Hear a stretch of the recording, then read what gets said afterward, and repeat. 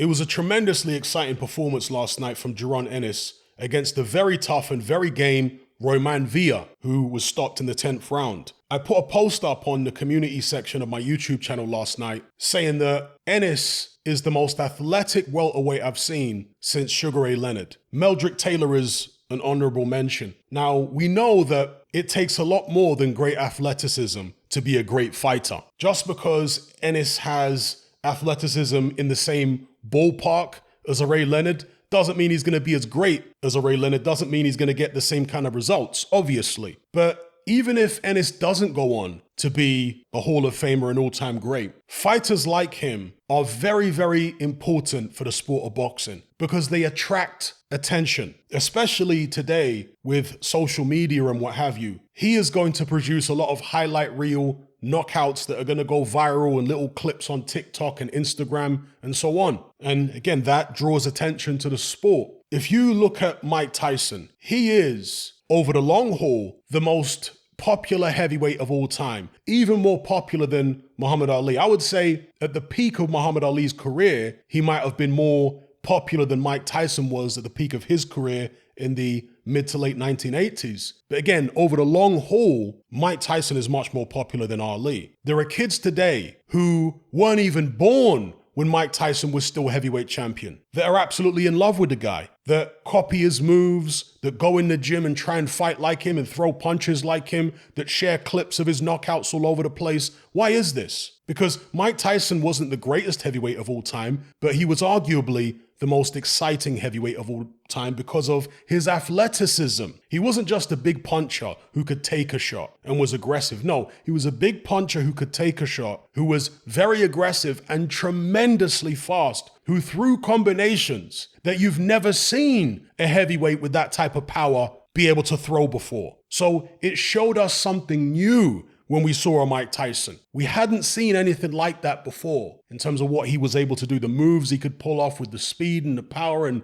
the aggression. Jaron Ennis is similar in the sense that the athleticism he brings to the table is incredible. And I draw the comparison with Sugar Ray Leonard because Ennis does get hit. He's not a Mayweather who's in there to hit you with the odd pot shot and stay away and end up without a scratch on his face, although most of the time he does end fights without a scratch on his face. No, Ennis is more of a Ray Leonard in his mentality, not just the athleticism, because Ray Leonard was a guy who wasn't satisfied, for the most part, winning on points. He wanted to hurt you. He wanted to take you out. And that's what Jaron Ennis is like. With his athleticism, with his dexterity, he could, I'm sure, get hit less if he wanted to. But that's not his mentality. He's trying to hurt you. He likes being spectacular. And against Roiman, that's exactly what he was. He was spectacular from an entertainment perspective. You can pick holes in the defense and say this, that, and the other, but just in terms of pure entertainment, that was a spectacular performance by Boots Ennis. We know he likes to switch from southpaw to orthodox, lets his hands go from both positions. He'll fight you on the outside, he'll fight you on the inside. He's always gunning for the knockout from the first to the last. Villa was a great dance partner for him to showcase his ability because let's be real, although tough and game, limited at the same time, Ennis got off to a bright start as he usually does. But in the mid-rounds, Villa started to crank up the heat a little bit, was catching Ennis with some shots in the corner,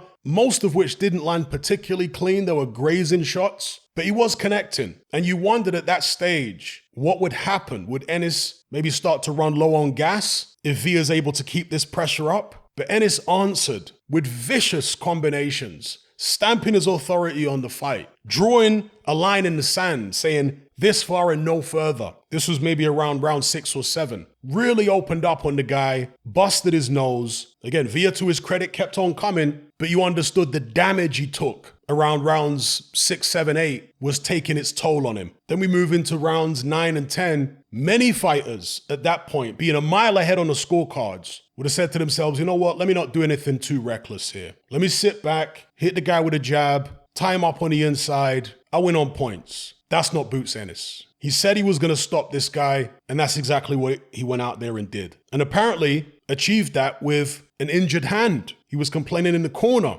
that his hand was hurting him. But when you've got power in both hands, you're always dangerous. You've always got that ability to end the fight, which he did in the 10th Villa hadn't been down in any of the prior rounds. Villa hadn't been down at any time previously in his professional career. But when Ennis opened up again in that 10th, he punched all the fight, all the energy, and all the strength right out of Roiman Villa, who sunk to the canvas, and the referee waved it off right away. And the thing is, Ennis got through with several shots, and Villa started lurching backwards, and he went down off a shot that didn't actually connect. Because again, he'd been completely battered at that point. He had nothing left. The fact that the referee stopped it there was testament to how vicious Jaron Ennis is. The referee understood, if I let this guy attempt to beat this count, he could get seriously hurt here. Because this Ennis guy is vicious and his punches are extremely fast. There was a moment in the fight around the mid-rounds where Ennis opened up with a combination. It might have lasted 2 or 3 seconds. And I swear to God, he threw about 10, 15 punches. Literally Ray Leonard type stuff. And when a fighter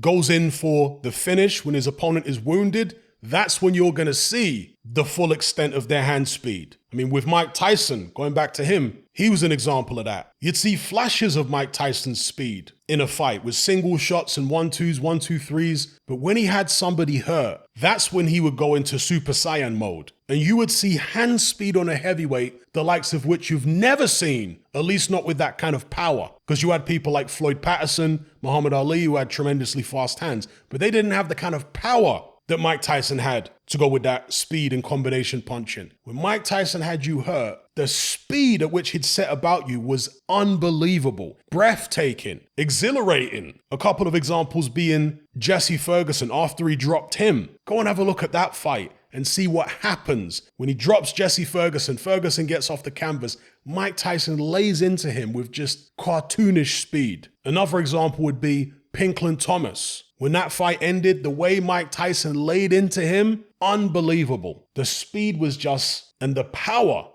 I can barely put it into words. Ennis is like that right now in the welterweight division. He's fast all the way through a fight, but once he has his man hurt, once he goes in for the finish, you're going to see something spectacular. So again, I'm not sitting there telling you that Ennis is a definite future Hall of Fame, all-time great welterweight. I can't guarantee you that. But what I definitely can say is that he's great for boxing. This draws eyes to the sport. And obviously, the more successful he becomes, the better it is, because you do have talented fighters, athletically gifted fighters who can't cut it at the highest level, and they're not going to draw the same amount of attention and the same amount of fans to the sport long term as fighters who can cut it at the highest level. But long story short, I think that Ennis, if he is the heir apparent to, well, he's certainly the heir apparent, but if he does become the new king of the welterweight division after Errol Spence and Terence Crawford, I think this is going to be the best king we've had in the welterweight division from an entertainment perspective for a very, very long time indeed. I mean, some people would say Manny Pacquiao was very entertaining. Yes, he was entertaining, but he was a small guy at welterweight. Ennis is so much bigger and stronger and more powerful than a Manny Pacquiao. And although Pacquiao was spectacular at times, he doesn't have the moves of a Boots Ennis. The switch hitting back and forth and throwing combinations out of each stance and then going on the inside with some combinations, then outside.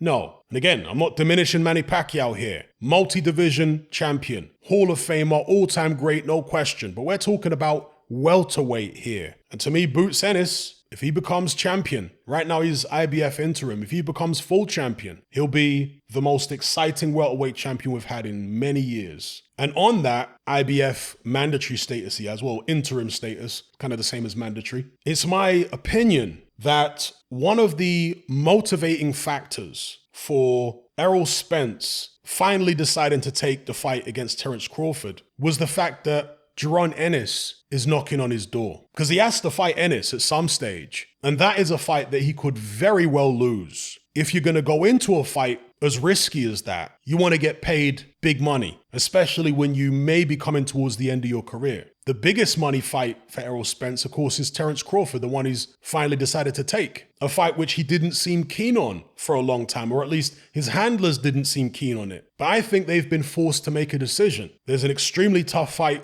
against Crawford or an extremely tough fight against Boots Ennis? Which one are you going to take? The Ennis fight was being forced upon them. They could have continued swerving the Crawford fight, but now they've thought, you know what? We've got to fight Crawford. We can't risk losing to Ennis because then the Crawford fight's gone. Big paydays may be gone. If we're going to fight Ennis, let's do it after the Crawford fight if we win. Or maybe Errol Spence moves up after that and avoids Ennis altogether. I don't know. And look, Errol Spence is a great fighter, but in my view, he avoided the Crawford fight for a long time, or he and his handlers avoided it if you prefer to see it that way. Team Spence avoided the fight for a long time. You know, the same way that Canelo Alvarez avoided Golovkin for a long time before he eventually decided to face him. The way that Tyson Fury is avoiding Usyk. Maybe he will eventually decide to face him. Anyway, I'll leave it there. Let me know what you think about Boots Ennis and his performance against Villa. Obviously, he's going to face much sterner competition than this, but the emphasis in this video is on the entertainment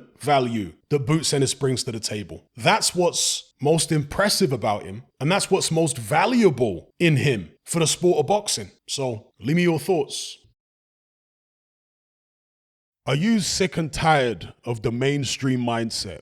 Does the dogmatic conformity and pathological ignorance have you tearing your hair out in frustration? Then don't be alone. Come and join our brotherhood on Patreon. We stand as a beacon of reason against an army of insanity. You'll gain access to my weekly topical podcast where we take more deep dives than Jacques Cousteau on an endless variety of subjects. There's also videos, interviews, live Q&As, as well as a vast back catalogue of previous episodes, including my popular Confessions of a Nightclub Bouncer series. You can listen via the Patreon app or download in high-quality MP3. Connect with myself and hundreds of other members in our Element chat group. There's no contract, no commitment, you can cancel at any time, and it's cheaper than a Mickey D's McMuffin. Just head to my Patreon page via the link below this video and select the tier called the Brotherhood of Reason. I'll see you over there.